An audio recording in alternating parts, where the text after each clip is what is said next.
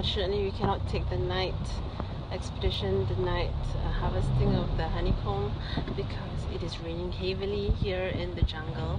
So we have to go out of here because the people here wouldn't want to do any harvesting when it's raining, because of the danger of the night, and also because of the danger of the rain. It could affect the trees. Trees could be swaying or thunder. Hence we are leaving this place.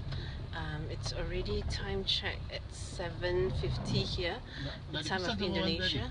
So the ride, and it could be dangerous on our way out as well, in case there are mud again at night. It's difficult to get wood or extra things to bring the car out. So let us see the journey out of this jungle. It's extremely dark here.